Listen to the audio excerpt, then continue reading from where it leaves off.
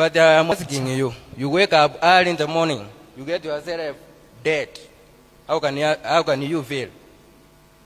You wake early up in the morning, you get yourself, you are dead. How can you feel? Good evening, everyone. My name is Mazes. Okay, we are not yet all dead, but we are still alive. So, not good morning, good evening. I'm starting this on a lighter note. So, breaking news, as many of you know, not Steve, Speed Darlington, aka Atli Mama, has been finally released from police custody. You all know him, Akbinwa Mama, aka by his stage name, Speed Darlington, who was arrested as a result of not a petition, but an inducement by the musical star Burna Boy, whom Akbe sang. Initially, when he was released, he sang this song they're going to listen EFCC, to. they give bed. DSS, they give food. I don't survive ground zero. What can you do to me next? My tribe's bigger than yours. Who go book you now? Nepe we loco. Eto krela. If I go missing, now you. If you go missing, no be me. I'm not gang affiliated. You the one who claiming them. Clear conscience, fears no accusation. The way you then jump, the rain got me thinking. Banga. EFCC, they give bed. DSS. That. Anyway, so that's the song. He made some innuendos and insinuations. When PDD was arrested, and Burna Boy had once won Grammy, so he made insinuations that Grammy was as a result of doses of oil being used, and that didn't sit well with Burna Boy, and Burna Boy had to, in Nigerian way, when big men, quote unquote, people with cash, when they fight, so Burna Boy had to use the police to try to suppress him, and this guy actually opened a shop on top of Burna Boy's head. He went to America. I believe he's also an American citizen. And when he went to America, he started making videos, throwing oil here and there. And eventually, when he came back, he also started, making comments. And he was picked, I believe, where he was performing somewhere in the East. So after that, the rest is history.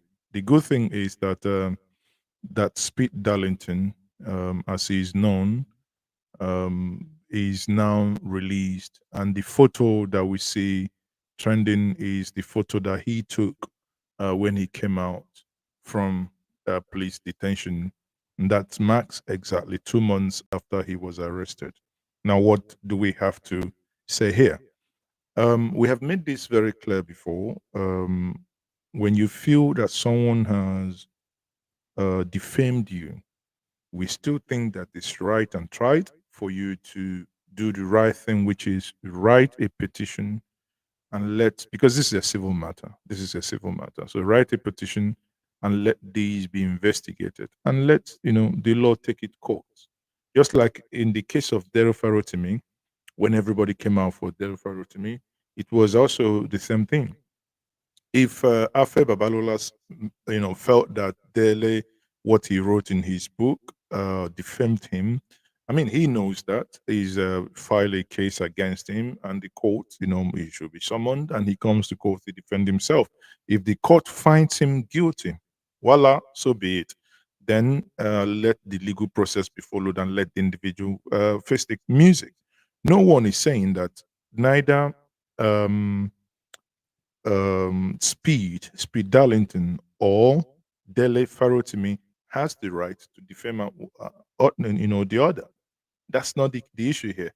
But sometimes, the way things work in Nigeria, that by the way the Nigerian police would act as a result of the person involved or an inducement allegedly given to them, they will make a mess of the case that even someone who is guilty will appear innocent in the eyes of the public, and that has become a reoccurring decimal. Obviously, good thing is that Akpi is finally out, and my advice to him is now that you're finally out, better stay out of more trouble. Notice that Akpi, who normally shaves, has now grown beard. Actually, the beard looks good on him, and I would say, Akpi, young man Akpi, welcome to the bearded gang. You know, welcome to the bearded gang.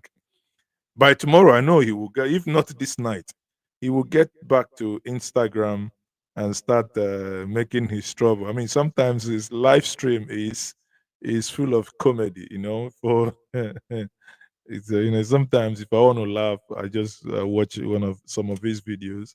Um, it feels like when you listen to Odumeje in his church. Anyway, that's where we are. Let's close this segment with Wike singing for us. Wike. Ancient of days, Lord as you are. Anyway, so Wike has sung for us that as old as he is, he's now beginning to be ancient and modern. So, people, Akbi finally released after 2 months. EFCC officer's death. There is, like I said before, yesterday, there is this argument that ensued, and I believe because many of us intervened online to move the argument away from the ethnic dimension, as I highlighted yesterday, that this was taken. I think even the very dark man eventually also, lent his voice, and I think it was wrong for anyone to deny the death. It was an unfortunate death, but also you have to look at it from the angle that, assuming that someone knocks at your door, what happens? Now, the young man, Enibe, who is also a legal practitioner, he was in the studios of Arise TV earlier, and, earlier in the day, and they had this conversation. And in this conversation, you can perfectly see his postulation. However, he appeared to have been blaming EFCC. But when Rufai Oseni pinned him down to say, "What do you expect EFCC would have done?"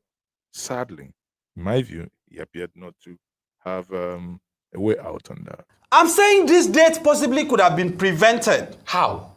Because apart from this case, we have seen cases where let's focus on this one. How? Okay. They EFCC stated, yes, they went to the man's door and all of that. They got in. If the police say, we are police officers, we are here.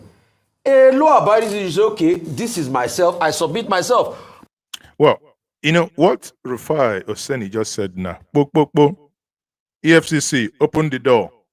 A law-abiding citizen would normally open the door. That's correct. However, you know that EFCC very unlikely to say, a law-abiding citizen, are you there? No. They would either knock down your wall, your window, or your door, right? Recall one time when they wanted to arrest Okorocha. Again, in that one, I blamed Rochas Okorocha. But they had to break some certain areas to the point that they had to scale through the POP, the ceiling of the house. I mean, that was like armed robbers, actually. Which, because Okorocha knew that these were the people, one would have thought, wow, if I'm innocent, what I would have done is, oh, gentlemen, welcome. How are you guys doing? Oh, you want me? Okay. Would you give me just 5 minutes? Let me just get my things ready upstairs. And I'll go upstairs, grab my stuff, come down.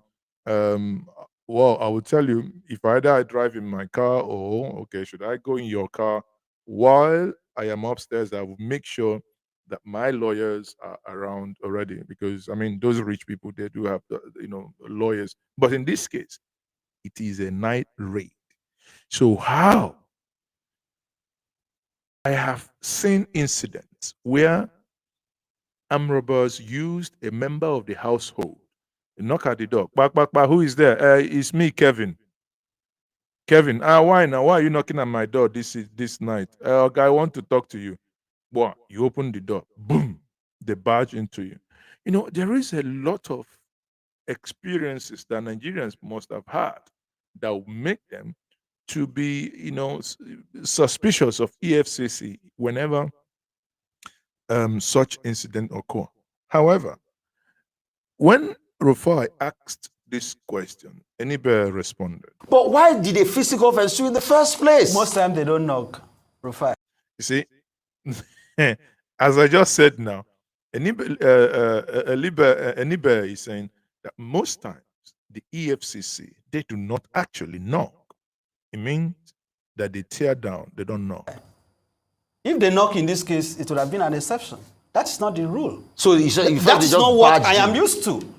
Have you heard the other man's side to know that they didn't knock in this case? Well, there is no other man to give his side now because they have no. Because there is a case of murder, no one is talking to him. He's been, he has no story to tell, actually. Now, the story from henceforth is going to be only one side. It's because this is one part of the story. Well, that will mean that we should take what they are saying with a pinch of salt. So, have you heard the other man's side? I'm saying, that's why I'm saying, I started by saying that my issue with the statement is not even the content. I'm saying that the content is not sufficient. Because if we are going to make these conclusions, they should give us more. Because someone has died. Yes. That does not stop prosecution in court. And I'm saying going forward, should EFCC have information that house number 128 on so and so street, that there is an internet fraudster is there, so and they should go there and then ransack everywhere? How about cases where they go to hotels? No, I'm not exonerating. And assault guests. I'm saying that so what should they have done in this case? What they should have done, if you have information, because in fairness to the EFCC, sometimes their problem is that they believe that if they don't use this crude method, they will not be able to recover evidence. Well, okay. In fairness to them. We need to go now. But I'm saying that going forward, there has to be reform. There has to be confidence and trust building. What should they have done in this case? What should they have done? Yes. Even on the basis of the statement, they claim they arrested 37 people. No, what should they have done in this case? How should they have approached this particular case? Obtain a warrant, well, we need go to the house, approach the person, and allow the person to open the door. If he refuses to, you have the right to break it. Anyway, we need to go. Just in less than 30 seconds. Will you agree that the EFCC, since its establishment, has been, more or less, a force for good in this society? EFCC... Because you seem to be concentrating on, they go to houses, they go to this and that, EFCC is good. EFCC should not be abolished. That was why I castigated those governors who were ridiculously asking for the EFCC to be, not to exist. However, I'm going to make one final recommendation. Quickly, please. Let the executive secretary, if he's listening to me, let him set up a special task force in his office where Nigerians that have grievances can report directly to, just like we have with the police, rapid response. Only recently he fired some of the officers. He needs to set up a task force where if you have grievances, you can report. As I speak to you today, I'm not aware that any exists. So if you submit a petition and they don't attend to, or you suspect the officials have collected money, which channel do you make a complaint to? Okay, let him set that up today, okay, so that Nigerians will begin to, that confidence building process can start. Anyway, Aniba, you cannot be squeezing that much out of him because you know for sure that is very, very unlikely to happen. Very, very unlikely. It's very, very unlikely. I mean, it's near an impossibility for the EFCC to set up that task force because even if they do, the police complain. I mean, you complain, and so what? What happens? Sometimes it's only on certain occasions where people have something have really gone so much viral on Twitter. That's when you see the police complaint unit, that's the CPU, says PUC on Twitter, they begin to act. Aside that, we know that they don't. And again, like I said yesterday, may the soul of the young man rest in peace. It appears the person in question has been, that the person in question was already buried, I believe, in faraway Sokoto, right? So, on that note, let's quickly move to this story. That is the Kemi Badenoch that's been knocking Nigeria. A Nigerian bought the shoe for his brother. They said that the shoe that they stole and returned it. Just this is indeed a funny one indeed. Nigerians can be funny at times. Listen to this. United Kingdom, where a Nigerian man has responded to the country's conservative leader, Kemi Badenoch's allegations that some officers of the Nigerian police force stole her brother's watch and shoes. Badenoch made the allegations during an interview with a free press. Well, in response, the Nigerian man, James Akinwande, posted a video where he was seen buying a new pair of shoes and a watch to replace the ones allegedly stolen from Badenoch's brother. Let's take a look at the video before we come back for a discussion. My experience with the police in Nigeria was very negative, and coming to the UK, my first experience with the police was very positive. You know, the police in Nigeria would rob us. So when people say, "Oh, I had this bad experience with the police because I'm black and they're white," it's like, well, you know, I remember the police stole my brother's shoes and his watch. His shoes? Yeah, they took his shoes and his watch. It's a very poor country, so you know, people do all sorts of things.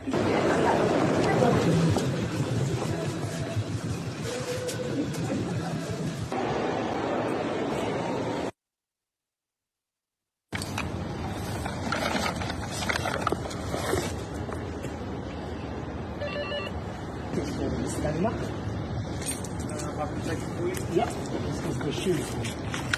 Thank you so much. All right, so what's your name? On behalf of, I wanted to read that last clip that he wrote. On behalf of all aggrieved Nigerians, he has now finally returned the shoes, and he hopes that it fits. Rufai. Yes, so, Kemi. Yes. Yeah, there it is. He says, on behalf of every proud Nigerian who felt genuinely hurt by those unfounded, disparaging remarks about the Nigerian police, we buy back the stolen shoes and watch. Yes. I hope it fits. No, that's good. Kemi, yes. We've returned it now, yes, so you can't say anything again. Mm-hmm. But I know this was just very cheeky. It was so cheeky. It was so cheeky. But I think the most important thing is, see, a lot of people, and I think there's a sense of Nigerians have been hurt a lot. They are very anti-establishment now, and they get very touchy. So when you condemn the government and you put nuance and perspective to it, they say, oh, you shouldn't. You know, if you pay attention to what Rufai just said now, it's what many people that either they broadcast or journalists or analysts, you know, this is what is becoming rampant. Sadly, I must say this, that Nigerians, you know, I remember during the university days, they say you do an analysis. You know, when you okay, let's say in politics, you know, they say you do a comparative analysis. A comparative analysis means you compare two things. You take the good side, you also bring out the bad side, you know, you basically, but sadly that what you see in the Nigerian media space, especially the social media space, is one direction. Something happens. If you're not condemning or if you're not supporting, they say, this one is being politically correct. The nuance of analysis and interpretation and trying to dive deeper is what is sadly missing. In this case of Kemi, I highlighted it yesterday. And when I read out actually comment, and when Rufai said this, I laughed because he actually confirmed from the comments some of you dropped yesterday. Are you saying that what she's saying is not true? No. What Kemi said about Nigerian police and what she's talking about Nigerian government is 1,000,000% correct. But in analyzing this, one says she keeps picking up Nigerian issue on things that are not relevant to the subject matter. But some of us, our brain will not carry to the point of using that conjunct but. You just say, oh, he says he's supporting Kemi, and because they are one Nigerian is you're supporting Kemi. I say, I mean, what's wrong with our head? Someone says, this thing is this way, however, or but. So we must begin to get, let me take that part that Rufai said. That's I was actually, waiting for him to get to that point. Let me take that part again. They are very anti-establishment now, and they get very touchy. So when you condemn the government and you put nuance and perspective to it, they say, oh, you shouldn't. The thing with Kemi, we are not saying that what Kemi is talking about is not happening. Exactly. A lot of people, you see, trying to make a nuanced analysis in Nigeria is very difficult because people only hear one thing. How did I know? Go to a newspaper shop. You see, people just pick the headline. There used to be some people in the Badenoch, Baba Kasagba, and they run with that headline. What we are saying is, Kemi here in this regard is playing a game. Exactly. Because there's no nation in the world that do not have those things. The UK too has their. Listen, and she's playing a game using Nigeria to play this game. That's the thing. Just like someone trying to create, and listen, the way she's talking about it now, by at every point in time, it's just like many of us that worked on international setting that have probably you'll be the only black person in your company or so. It's just like when you throw the ethnic card. And now at every point in time, oh, you throw that ethnic card. Is it because, if you make mistake, for instance, and they want to query you, oh, is it because I'm black? Oh, is it because of this?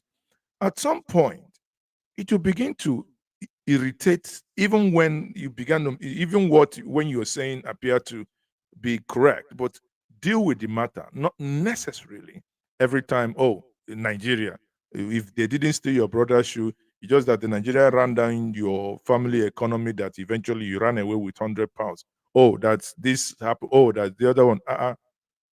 People still did that country. They never die, right? Nigeria is not given the vibe, given the things that after so many years that many people expected it to give. However, concentrate on running your, winning the next election, taking over from Labour Party, knocking Nigeria at every slightest distance. It's not, I don't know how many Nigerians that are in England that may determine that your vote. The people of England, United Kingdom, will not vote you as their prime minister because you knocked Nigeria at every corner, at every point. That's the point. They will not elect you because you talk down on Nigeria. Speak to the issues that concerns them. I know. Next thing, baga, immigration, this, immigration, that. Then again, you knock Nigerians. But hey, Nigerians are the pillars. Actually, when you go to the underground, when you come to the NHS, when you go to, the doctors that do locum, a lot of things, even within the IT sector where we operate, is the same thing everywhere you go. Nigerians are top. So, but let nobody actually, in as much as our government and the government, our government back home, it's dealing with Nigerians in a manner that is really hurtful, and not because they are dealing with people untruthfully. In as much as that is happening, it's not in any way, shape, or form now an excuse that something is flying past you, bagam, you knock it down. It is Nigeria. Bagam, you knock it down. I beg. Bob Marley once sang this song. No, that was Peter Tosh. No matter where you come from, as long as you get this skin, you're African man, I be whatever, me no be ganja man. But you get the gist. So no matter what, you have that Nigerian gene, you have that Yoruba gene in you. And no matter what, when push comes to shove, all the Oyibos that are clapping for you when you throw Nigeria on the ball, beneath the balls, you get where you go reach. Don't worry. Let's see after 1 year. What I expect you to do is to, after 1 year, if they will not throw you under the bus, what I expect you to do, if you so much feel so strong. Reform the Conservative Party. That is where work is needed. Leave Nigeria. They be mumu, they mumu on their own side, but not by your talk. They won't change. Next election comes, whether Kemi talks or Kemi no talk, because Nigerians love their oppressors. They will still go and vote their oppressors. Yeah, and even they would even if when the oppressors rig themselves in, rather than for them to come together and say no, we didn't vote you, say leave them now, only 4 years. God now, God good, as if God has no better things Yes. to do. They have their problems with the Metropolitan Police that was see people, institutional, crisis where a police officer was raping a woman. But she now deliberately focusing on that game, denigrating Nigeria deliberately to be able to make Britain look at the moral beacon of.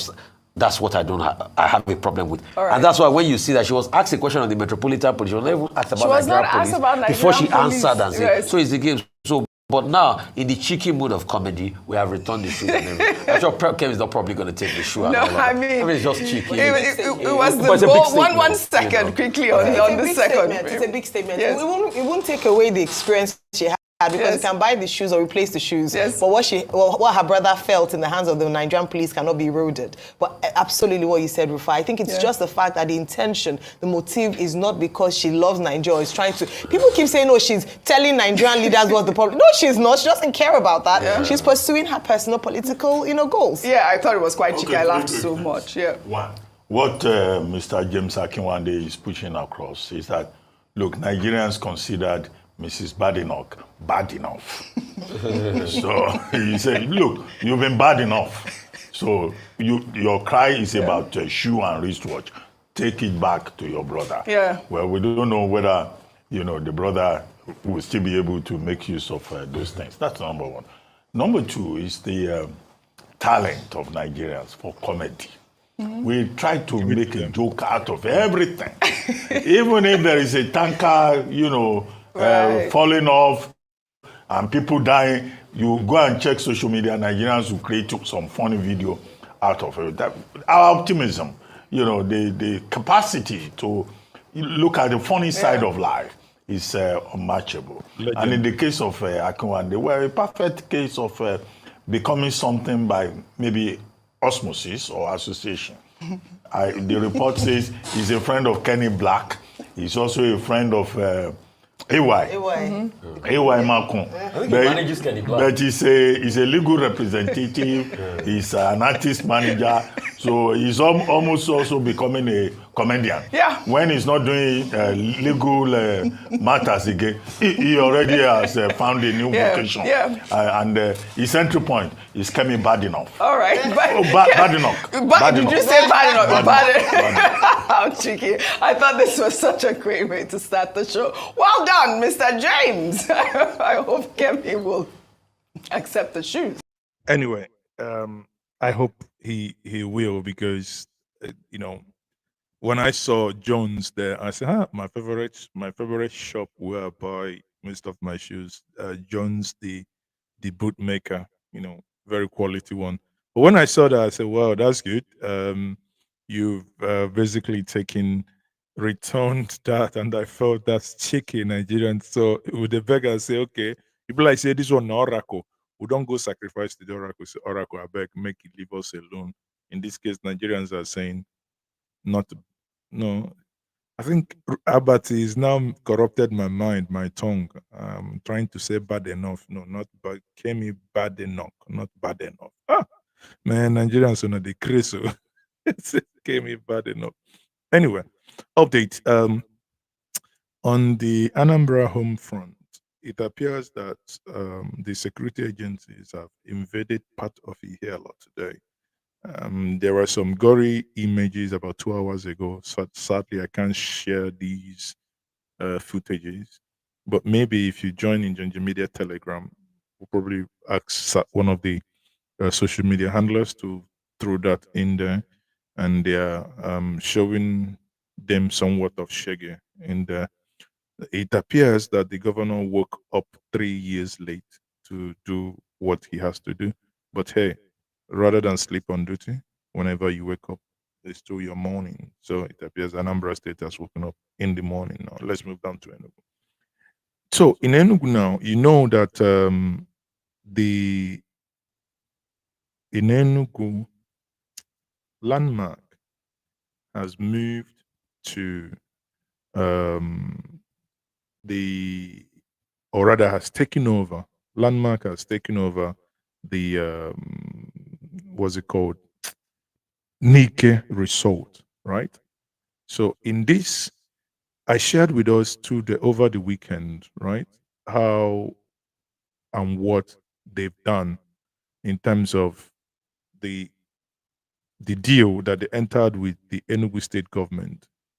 And in taking over this, they signed a 30-year lease to manage and to manage that particular place, which I found really interesting that Landmark has finally moved to Enugu.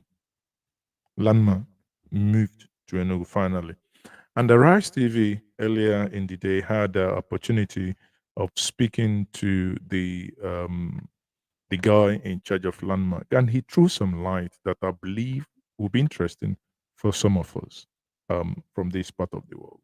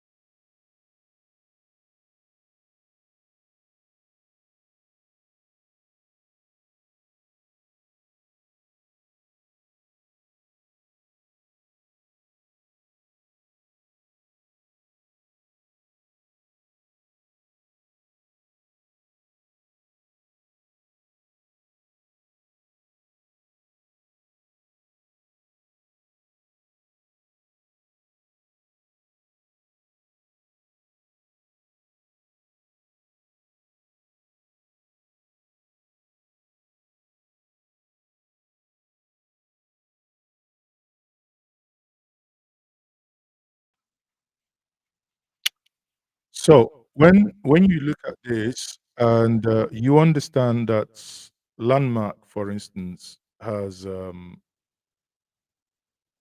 what Landmark is about to achieve in Enugu, it gives joy in the sense that if you look at it this way, the Enugu state government have really shown some signs of seriousness in the way they run the affairs of the state. If you understand that this is a state that is trying to emulate what Akwa Ibom has, and there is in the next, because I'm subscribed to the Aviation magazine, it's a paid services, the CH Aviation. Now, about 4 days ago, I believe, I got an email saying that Enugu State has acquired 2 Embraer E170 aircraft to enhance operations and expand its fleet for a better regional connectivity. Now, why am I bringing this up?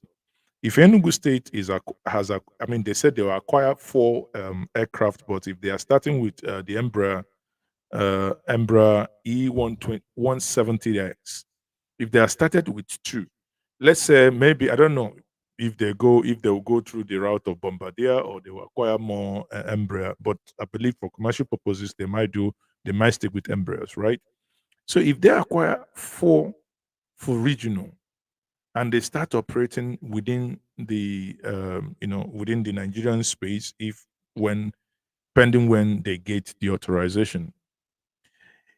If with this, what Landmark is doing, if the federal government, which I believe is possible because Festus Keyamo has proven, in my view, has proven probably to be the best aviation minister Nigeria has seen in recent time.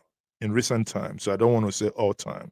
In recent time, one, he's clued on. Two, maybe because of his legal background, he keeps fighting for the interest of the Nigerian passengers, the Nigerian air operators. You can see his fight. I mean, starting with how he fought the British authorities that didn't want to grant Allen Onyama, and eventually got Gatwick given to him. And he's even fighting more to see that Allen, that is APIS, moves from Gatwick into Heathrow. Because his argument is that, well, there is an international law of reciprocity. That means if we give you so many frequencies, we, by law, by bilateral trade, we receive the same frequencies from you, like for like, from the same airport. Because we have, if you recall, we give them BA to Abuja, 7 frequencies, BA to Lagos, 7 frequencies, and Virgin Lagos, 7 frequencies. So if you tally this down, you are seeing that they have 21 frequencies from one airport, from Heathrow, and 2, 1 into Abuja and 2 into Lagos. So Lagos has 14 frequencies.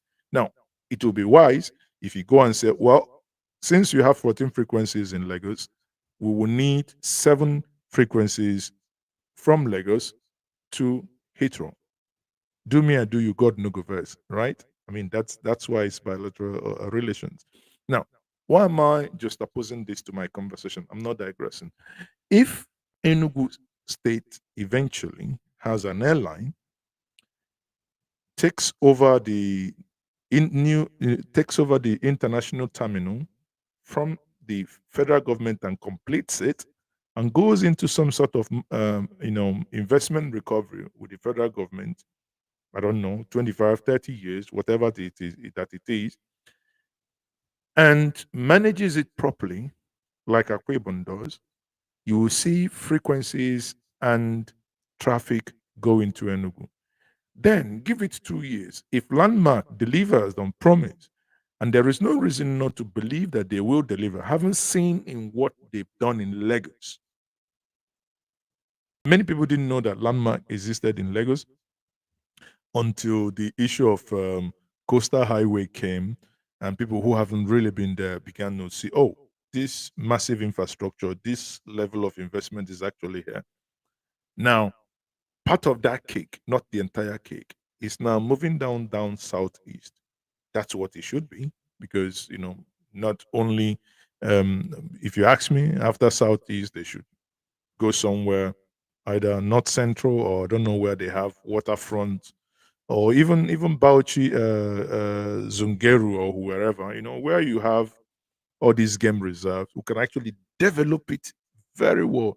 I recall about 20 years ago, if not 20, 18 years ago, when Obudu Ranch was the end thing. If they kidnap you to Obudu Ranch because it's a place that has minus degree in Nigeria, the same way as Jos does. If they kidnap you in that place, you will never believe that you are in Nigeria. It's a different planet. You feels like you are in the Alpines or in the border of Swiss and Germany, somewhere within the Austrian border. So if these things that I've just highlighted now, with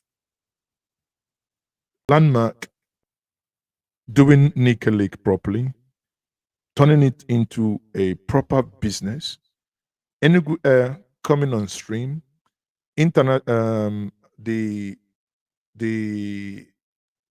new terminal coming on stream, meaning that international flights could actually, because if you know, Qatar and Turkish, I think, yeah, no, either Emirates and Turkey airline had already in the pocket to fly into Enugu before that place was stopped.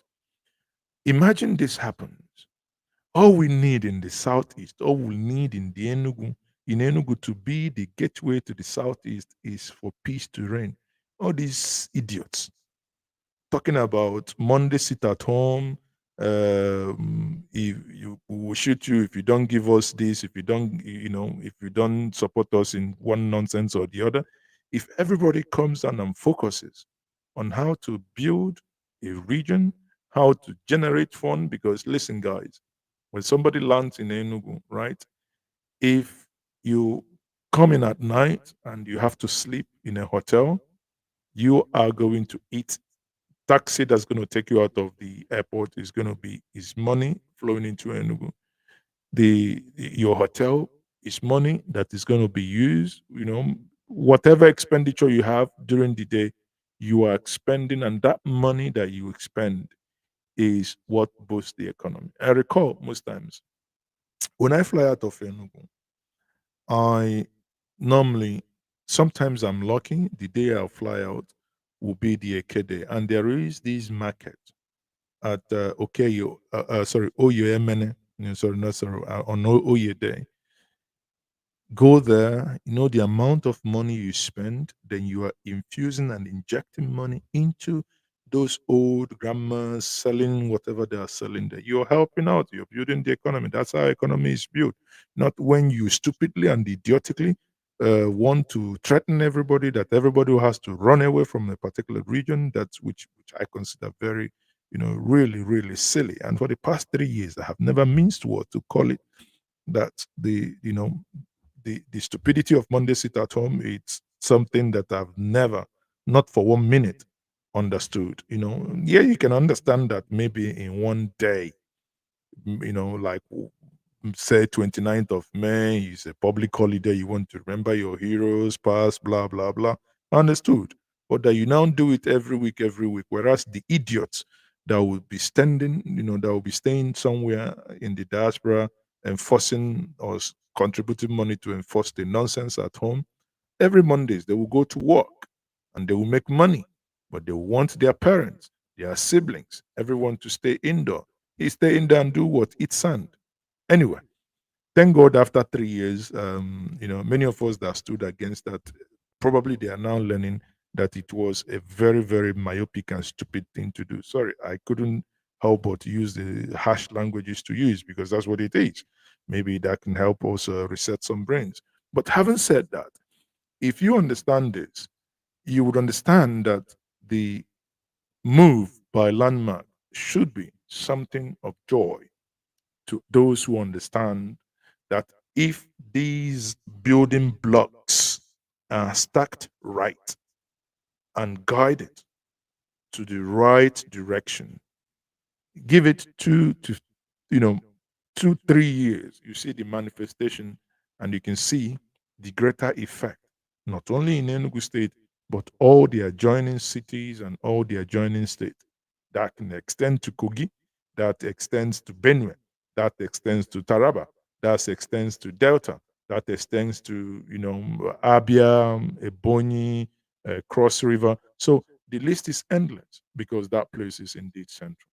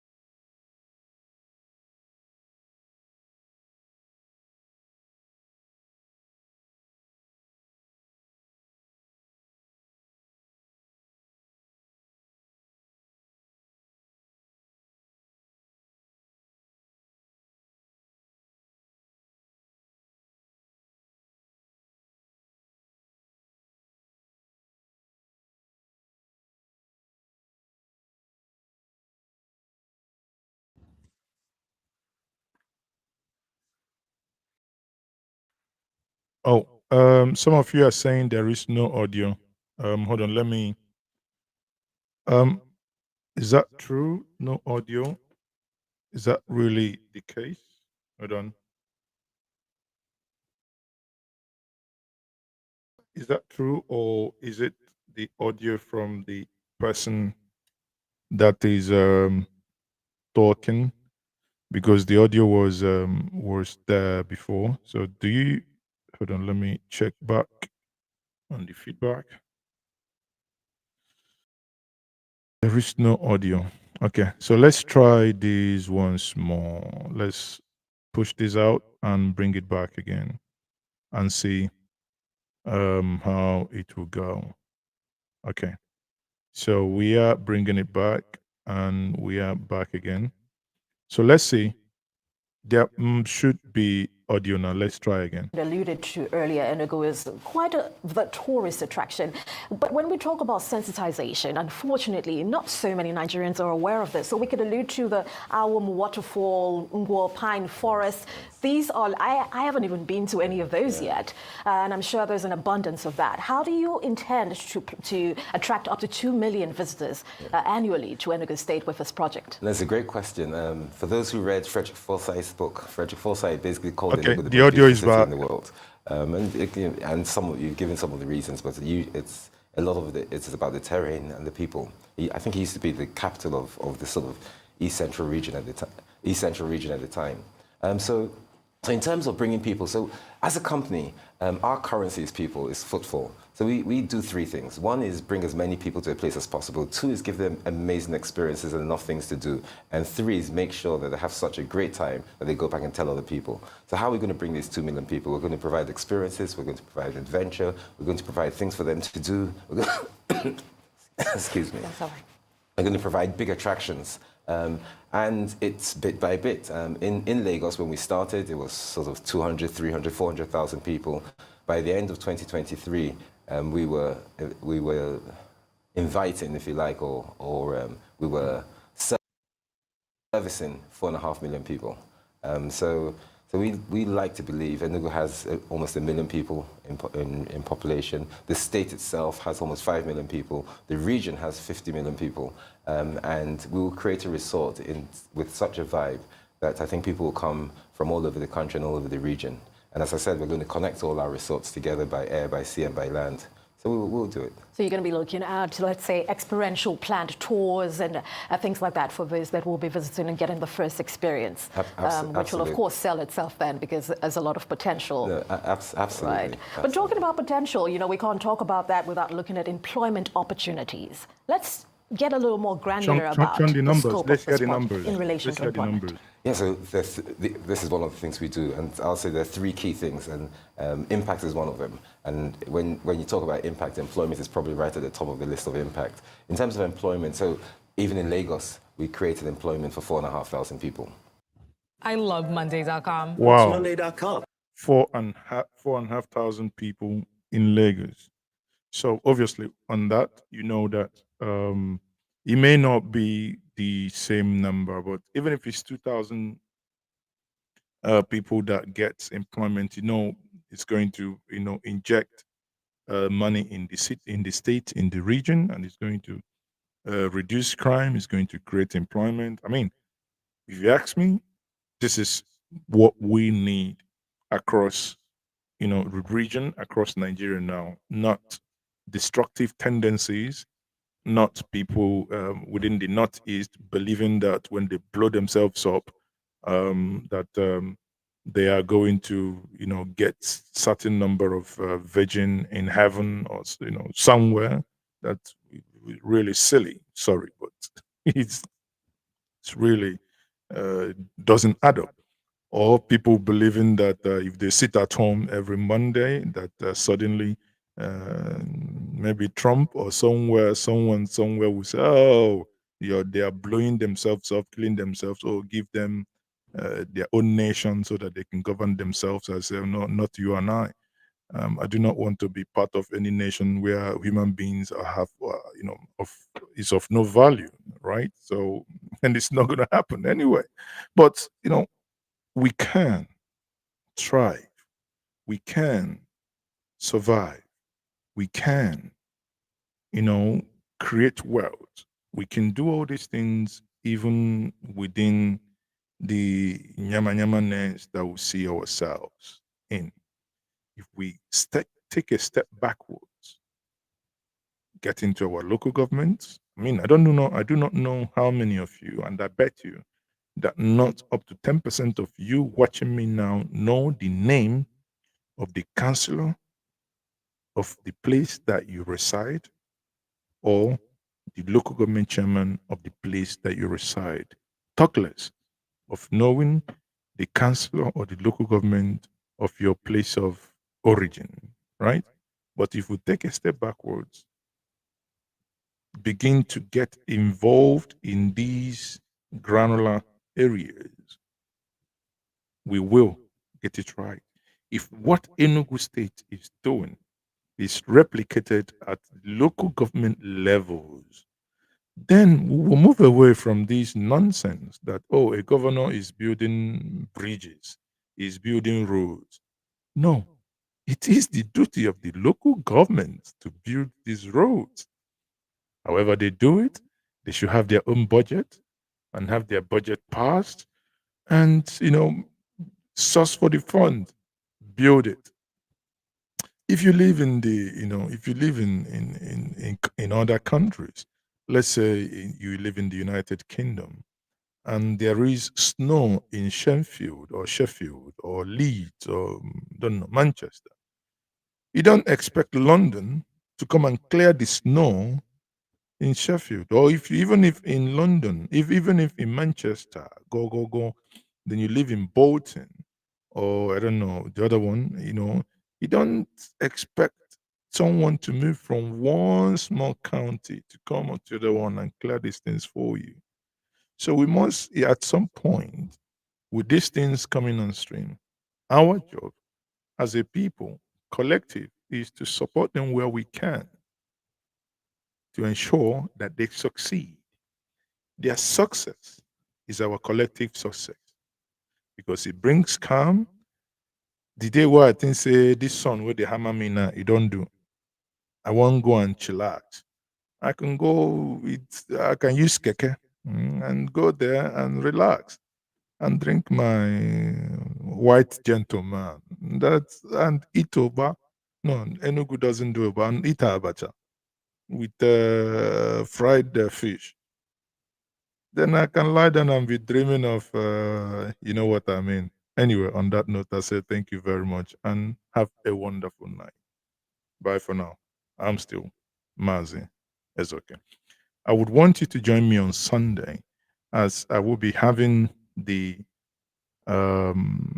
Ohaneze River State chairman or president, who is a very eloquent and outspoken gentleman who is of the Query extraction. We will be having conversations as to the debacle of Igbo versus Ikwere. It's going to be an interesting conversation. Join us on Sunday. But tomorrow is to join me. And do not forget my Friday hangout and Saturday street parliament. But street parliament, I'm going to be having also a guest that will gladden your heart. This week is full of surprises. Remember, 7 p.m. every single day. I am Martin. That's okay. Good night.